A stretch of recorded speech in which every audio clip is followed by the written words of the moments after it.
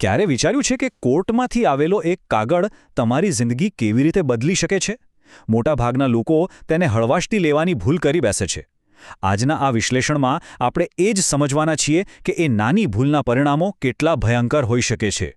તો ચાલો આ જ સવાલનો જવાબ શોધીએ. દરવાજા પર ટપાલ આવે અને એમાં કોર્ટનો સત્તાવાર પત્ર હોય, પહેલો વિચાર શું આવે?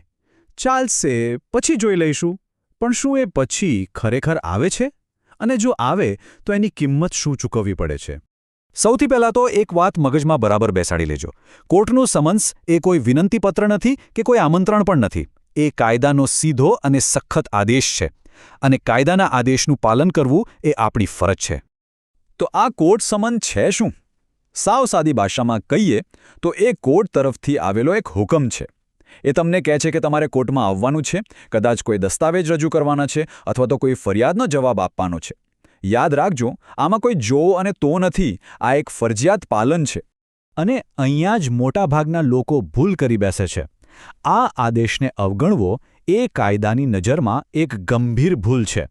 અને આ ભૂલના પરિણામો એટલા ગંભીર હોઈ શકે છે જેની આપણે કલ્પના પણ ના કરી હોય. ચાલો જોઈએ કેવી રીતે. હવે માની લો કે કોઈએ સમન્સને અવગણી દીધું. તો શું થાય? અહીંથી બે અલગ અલગ રસ્તાઓ ખુલે છે. પહેલો રસ્તો છે દીવાની કેસ એટલે કે સિવિલ કેસનો. અને આ રસ્તા પરનું પરિણામ એક એવી લડાઈ હારવા જેવું છે જેમાં તમે લડવા માટે પહોંચ્યા જ નથી. જો અહીંથી વાર્તામાં એક મોટો વળાંક આવે છે. પરિણામ શું આવશે એ એના પર નિર્ભર કરે છે કે કેસ દીવાની છે કે ફોજદારી. રસ્તા ભલે અલગ હોય પણ બંનેની મંજિલ એક જ છે, મોટી મુસીબત. તો દીવાની કેસમાં શું થાય છે?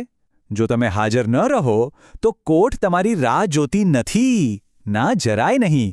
કોર્ટ માની લે છે કે તમારે તમારો પક્ષ રજૂ જ નથી કરવો અને કેસ તમારા વગર જ આગળ ચાલે છે.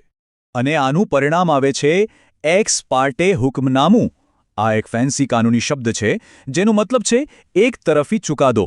મતલબ કોર્ટ ફક્ત સામેવાળા પક્ષને સાંભળીને જ નિર્ણય આપી દે છે. તમારો પક્ષ સાંભળવાની તક તમે ગુમાવી દીધી. જરા વિચારો, આનો અર્થ શું થયો? પોતાનો બચાવ કરવાનો તમારો હક ગયો. સાક્ષીઓને સવાલ પૂછવાનો હક ગયો. પુરાવા રજૂ કરવાનો હક એ પણ ગયો. ચુકાદો તમારી વિરુદ્ધ આવે છે અને તે સંપૂર્ણપણે લાગુ પડે છે. તમે કશું જ કરી શકતા નથી. અને આ માત્ર કાગળ પરની હાર નથી હોતી. આની અસર સીધી તમારા ખિસ્સા પર પડે છે. તમારા બેંક ખાતા ફ્રીઝ થઈ શકે છે, તમારી મિલકત જપ્ત થઈ શકે છે અને તમારા પગારમાંથી પણ કાયદેસર રીતે પૈસા કાપી શકાય છે. એક નાની ભૂલની કેટલી મોટી કિંમત! પણ એ તો દીવાની કેસની વાત હતી. હવે વાત કરીએ ફોજદારી કેસની. અહીંયા પરિસ્થિતિ અનેક ગણી વધુ ગંભીર બની જાય છે. અહીં સમન્સની અવગણના કરવાનો અર્થ છે કાયદાની નજરમાં ભાગેડું બનવાની શરૂઆત. ફોજદારી કેસમાં આ એક પછી એક પગથિયાં ઉતરવા જેવું છે. સીધા ઊંડી ખાઈમાં. પહેલી ભૂલ, તમે સમન્સને અવગણ્યું. કોર્ટ પછી જામીનપાત્ર વોરંટ કાઢશે. તમે હજુ પણ હાજર ન થયા તો હવે આવશે બિનજામીનપાત્ર વોરંટ. એટલે કે પોલીસ તમારી ધરપકડ કરશે. અને જો તમે હજુ પણ પકડથી બચતા રહ્યા તો કોર્ટ તમને ઘોષિત અપરાધી જાહેર કરી દેશે. અને આ ઘોષિત અપરાધીનો મતલબ શું? કાયદાની ભાષામાં તમે હવે એક સામાન્ય આરોપી નથી. તમે એક ભાગેડું છો. એક એવી વ્યક્તિ જે કાયદાથી ભાગી રહી છે. અને આ એક ખૂબ જ ગંભીર ઓળખ છે. અને એકવાર આ છાપ લાગી જાય પછી શું? તમારી બધી જ મિલકત, પછી એ જમીન હોય કે મકાન, સરકાર જપ્ત કરી શકે છે. તમારા પર એક નવો ફોજદારી કેસ ચાલે છે, માત્ર ભાગવા માટે. તમે કોઈ સરકારી નોકરી કે ચૂંટણી લડી શકતા નથી. અને હા, તમારો પાસપોર્ટ પણ રદ થઈ જાય છે. દેશની બહાર જવાનો રસ્તો બંધ. હવે જે વાત હું કહેવા જઈ રહ્યો છું એ કદાચ સૌથી ચોંકાવનારી છે. એક એવો કાનૂની મુદ્દો જે આખી પરિસ્થિતિને વધુ ગંભીર બનાવે છે. આ એક એવો પોઈન્ટ છે જ્યાંથી પાછા ફરવું લગભગ અશક્ય બની જાય છે. આ શબ્દો પર ખાસ ધ્યાન આપજો. આ ભારતની સર્વોચ્ચ અદાલતનો ચુકાદો છે. ગેરહાજરીનું કૃત્ય પોતે જ એક ગુન્હો બને છે. ભલે પછીથી જાહેરનામું રદ કરવામાં આવે અથવા આરોપીને આખરે નિર્દોષ જાહેર કરવામાં આવે. આ વાક્યનો અર્થ ખૂબ જ ઊંડો છે. આનો સીધો સાદો મતલબ એ છે કે ભલે તમે એ કેસમાં નિર્દોષ હો જેના માટે તમને બોલાવવામાં આવ્યા હતા, પણ ફક્ત કોર્ટમાં હાજર ન થવા બદલ તમે એક અલગ ગુના માટે દોષી છો. એટલે કે તમે એક કેસ જીતી જાઓ તો પણ બીજા કેસમાં તમને સજા થઈ શકે છે. આ ખરેખર ગંભીર છે. ઓકે, અત્યાર સુધી આપણે બધી જ ડરાવણી વાતો કરી, પરિણામો જોયા. તો સવાલ એ થાય કે આમાંથી બચવાનો કોઈ રસ્તો છે? શું કોઈ ઉપાય છે? હા, ચોક્કસ છે. અને તે બહુ જ સરળ છે જો સમયસર પગલું લેવામાં આવે તો.